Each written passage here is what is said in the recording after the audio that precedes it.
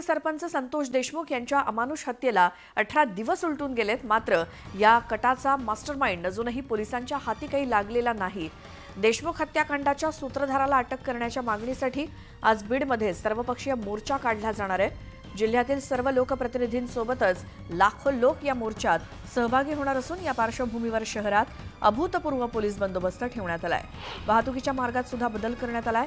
मोर्चात राष्ट्रवादी काँग्रेस शरद पवार गटाचे आमदार डॉक्टर जितेंद्र आव्हाड, खासदार बजरंग सोनावणे, आमदार संदीप क्षीरसागर, सुरेश धस, प्रकाश सोळंके, नमिता मुंदडा, विजयसिंह पंडित यांच्यासह मराठा आरक्षण आंदोलनासाठी संघर्ष करणारे मनोज जरांगे पाटील हे देखील सहभागी होणार आहेत। सकाळी 10 वाजता भारतरत्न डॉक्टर बाबासाहेब आंबेडकर यांच्या पुतळ्यापासून मोर्चाला सुरुवात होणार आहे। तो सुभाष रोड, अण्णाभाऊ साठे चौक, छत्रपती शिवाजी महाराज पुतळ्यामार्गे हा मोर्चा जिल्हाधिकारी कार्यालयावर जाऊन धडकणार आहे।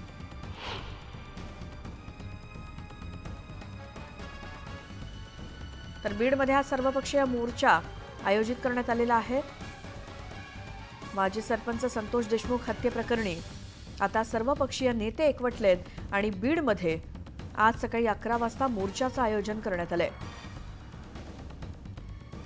संतोष देशमुख हत्याकांडाच्या सूत्रधाराला अटक करण्याच्या मागणीसाठी आज बीडमध्ये सर्वपक्षीय मोर्चा काढला जातोय। आज सकाळी 11 वाजता संतोष देशमुख यांच्या अमानुष हत्येला 18 दिवस उलटून गेलेत। मात्र तरी देखील अजून कटाचा मास्टरमाइंड काही पोलिसांच्या हाती लागलेला नाही आणि त्यालाच अटक करण्याच्या मागणीसाठी सर्वपक्षीय मोर्चा काढण्यात येतोय।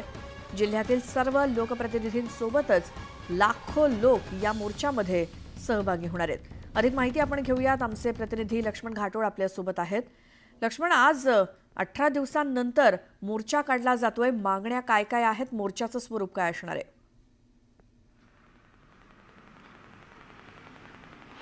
बीडमध्ये हा मोर्चा होतोय आणि बीडमध्ये मोर्चा होत असताना मोर्चाची तयारी अंतिम टप्प्यामध्ये आलेली आहे।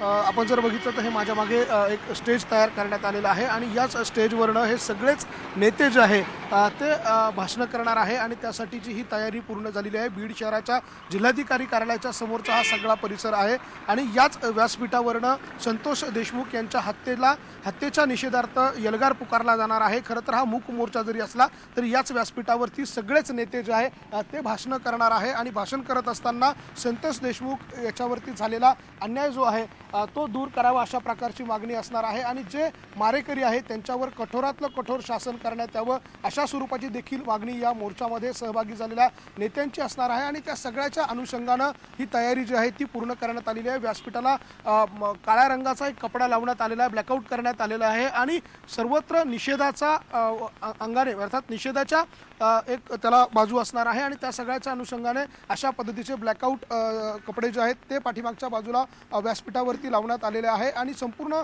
शहरामध्ये संतोष देशमुख याच्या हत्येच्या निषेधार्थ फलक देखील लावण्यात आलेले आहे आणि हे फलक आणि यानंतर आता हळूहळू या सगळ्या मोर्चेकऱ्यांची जी मागणी असणार आहे किंवा हे मोर्चेकरी ज्या वेळेला इथे पोहोचतील त्या वेळेला जिल्हा प्रशासनाकडनं आणि पोलीस प्रशासनाकडनं खबरदारी देखील घेतली जाते। साधारणतः 1 लाख लोक जे आहेत ते या मोर्चामध्ये सहभागी होतील अशा प्रकारचा अंदाज व्यक्त केला जातो आणि त्या सगळ्याच्या अनुषंगानं पोलिसांचा देखील एक चोख बंदोबस्त या संपूर्ण बीड शहरामध्ये तैनात करण्यात येणार आहे। खरं तर डॉक्टर बाबासाहेब आंबेडकर यांच्या पुतळ्यापासून या मोर्चाला सुरुवात होणार आहे आणि त्यानंतर सुभाष रोड मार्गे हा मोर्चा बीड शहरामध्ये येईल। बीड शहरामध्ये असलेल्या जिल्हाधिकारी कार्यालयाच्या परिसरामध्ये एक भव्य सभा या ठिकाणी होईल आणि या सभेच्या मध्येच हे सगळेच नेते ज्यामध्ये मनोज जरांगे पाटील असतील, युवराज संभाजीराजे छत्रपती असतील, जितेंद्र आव्हाड असतील, सुरेश धस असतील, बजरंग शिंदे असतील, त्याचबरोबर स्थानिक नेते असतील, हे सगळेच नेते या मोर्चामध्ये सहभागी होणार आहे आणि संतोष देशमुख याच्या हत्येच्या निषेधार्थ या मोर्चामध्ये एक एल्गार जो आहे तो आपल्याला पाहायला मिळणार आहे। बिलकुल लक्ष्मण, आणि ज्या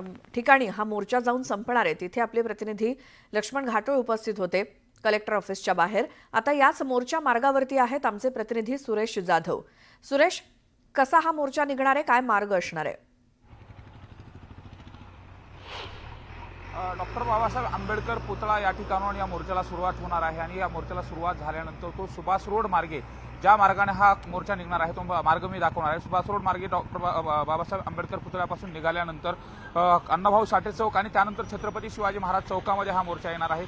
या चौकामधून हा मोर्चा जिल्हाधिकारी कार्यालयाकडे जाणार आहे। विशेष म्हणजे आपण जर बघितलं तर या मोर्चाच्या अनुषंगाने जी शहरामध्ये येणारी जी वाहतूक आहे ते प्रामुख्याने वळवण्यात आले। 4 ठिकाणाहून येणारी जी वाहतूक आहे त्या 4 ठिकाणांना पर्यायी मार्ग देण्यात आलेले आहेत। त्यामुळे हा जो रस्ता असणार आहे हा नागरिकांच्या रहदारीसाठी सुद्धा 10च्या नंतर बंद केला जाणार आहे। त्यानंतरच या ठिकाणी जे मोर्चेकरी आहेत या रस्त्यावरून येणार आहेत। त्यामुळे तसं ट्रॅफिकचं नियोजन देखील करण्यात आलेलं आहे। विशेष म्हणजे हा जो पूर्ण मार्ग आहे हा 2 किलोमीटरचा रस्ता आहे आणि या 2 किलोमीटरच्या मार्गावरती आता मोर्चाला सुरुवात झाल्यानंतर हा मोर्चा 1.5 ते 2 तासामध्ये जिल्हाधिकारी कार्यालयापर्यंत पोहोचेल अशा पद्धतीने देखील संयोजकाचं म्हणणं आहे। विशेष म्हणजे यामध्ये जे सहभागी होणार आहेत देशमुख कुटुंबाबरोबरच युवराज छत्रपती संभाजीराजे असतील, जरांगे पाटील, त्याचबरोबर स्थानिक जे इथले राष्ट्रवादीचे आमदार असतील, सत्ताधारी आमदार असतील हे देखील यामध्ये सहभागी होत आहेत। त्यामुळे या मोर्चामध्ये इथं आल्यानंतर जिल्हाधिकारी कार्यालयासमोर अनेकांची भाषणं देखील होणार आहेत आणि त्या माध्यमातून काय बोललं जाते। त्याचबरोबर सर्वात महत्त्वाचं म्हणजे या मोर्चाच्या अनुषंगाने जे बॅनर लावण्यात आलेले आहेत त्याच्यावरती माणुसकीची हत्या संतोष देशमुख या प्रकरणामध्ये झालेली आहे आणि त्यांना न्याय मिळाला पाहिजे। त्याचबरोबर हे जे प्रकरण आहे फास्ट ट्रॅक कोर्टामध्ये चालवलं पाहिजे आणि यामधील जे मुख्य सूत्रधार आहेत यांना देखील अटक केली पाहिजे अशा पद्धतीची प्रामुख्याने जी मागणी आहे या मोर्चाच्या माध्यमातून करण्यात आलेली आहे। बिलकुल। आता आपण जाऊयात ज्या ठिकाणाहून हा मोर्चा सुरू होणार आहे तिथे आपले प्रतिनिधी सिद्धार्थ गोदाम आहेत। सिद्धार्थ, तिथे काय तयारी आहे? किती वाजता बरोबर मोर्चेकरी तिथे जमायला सुरुवात होईल आणि पुढचं नियोजन काय?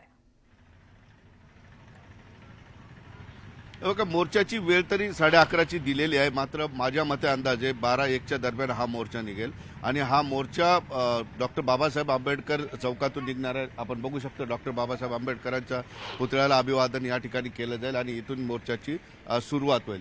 या ठिकाणी 2 पोस्टर थोडेसे लक्षवेधी या ठिकाणी दिसत आहेत आणि जसे माझे सहकारी सुरेश जाधव यांनी सांगितलं की या पोस्टरवर काय लिहिलेलं आहे तर माणुसकीची हत्या भव्य मूक मोर्चा, न्याय पाहिजे।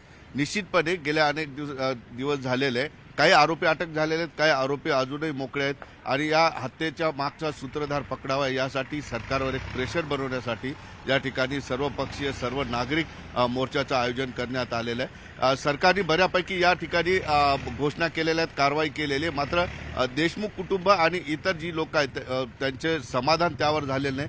त्यामुळे या मोर्चाच्या माध्यमातून एक दबाव निर्माण करण्याचा प्रयत्न या ठिकाणी होणार आहे आणि निश्चितपणे मराठा समाज असेल किंवा इतर समाजाचे नागरिक सुद्धा या मोर्चामध्ये सहभागी होतील। हा मोर्चा निश्चित मोठा होईल आणि सरकारवर एक दबाव निर्माण होईल।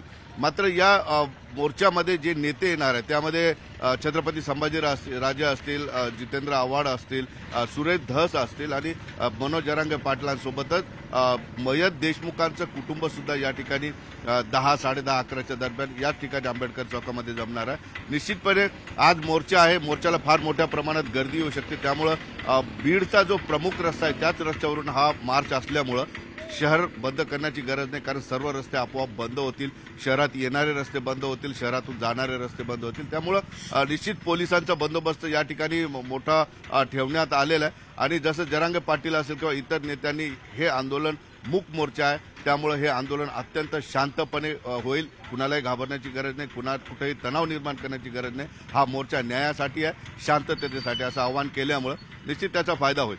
बिलकुल सिद्धार्थ, आणि त्यासोबत लक्ष्मण आणि सुरेश सगळ्यांचे धन्यवाद या सगळ्या माहितीसाठी। आणखी